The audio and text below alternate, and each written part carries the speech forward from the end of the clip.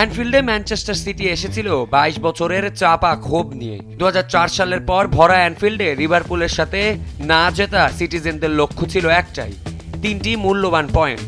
হয়েছেও তাই। ধুমধারাক্কা ম্যাচে হালান্ডের যোগ করা সময়ের গোলে লিভারপুলকে হারিয়ে টেবিলে আর্সেনালের সাথে দূরত্বটা সিটির এখন 6 পয়েন্টে। প্রথম হাফটা ছিল সিটির মনের মতো, ঠিক যেমনটা চান মাস্টার পেপ। লিভারপুলের ঘরের মাঠে বল পায়ে রীতিমতো লিভারপুলেরই মান ইজ্জত নিয়ে খেলছিল হালান্ড চেরকিরা। প্রথম হাফে লিভারপুলের গোলরক্ষক অ্যালিসন বেকারের জন্য কাজটা একদমই সহজ ছিল না। আক্রমণের সাথে পজিশন ধরে রেখে হয়তো লিভারপুল প্লেয়ারদের ধৈর্য নিয়ে খেলছিল সিটি প্লেয়াররা।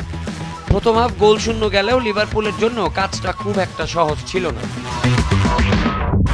দ্বিতীয় হাফে নিজের হাফ টাইম টিম টক কাজে লাগিয়েছে লিভারপুল বস আর্নে স্লট।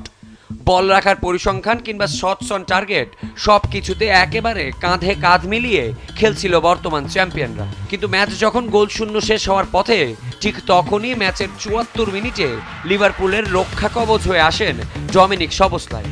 দুর্দান্ত এক ফ্রি কিক গোলে রীতিমতো স্মৃতি ভক্তদের হৃদয় স্পন্দন বন্ধ করে দিয়েছিলেন এই হাঙ্গারিয়ান মিডফিল্ডার। সিটি ভক্তদের মনে তখন টেনশন আর টেনশন। একদিকে আর্সেনালের সাথে পয়েন্টের দূরত্ব বাড়ার শঙ্কা, অন্যদিকে অ্যানফিল্ডে টানা জয় না পাওয়ার মতো অপমান। ঠিক তখনই ম্যাচের ৮৪ মিনিটে হালান্ডের অ্যাসিস্টে গোল করেন বার্নার্ডো সিলভা।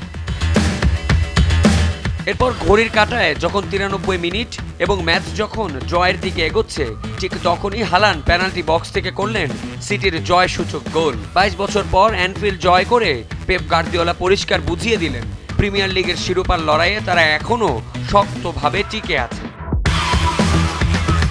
আবিয়া জিতেসাম, সময়ের আলো।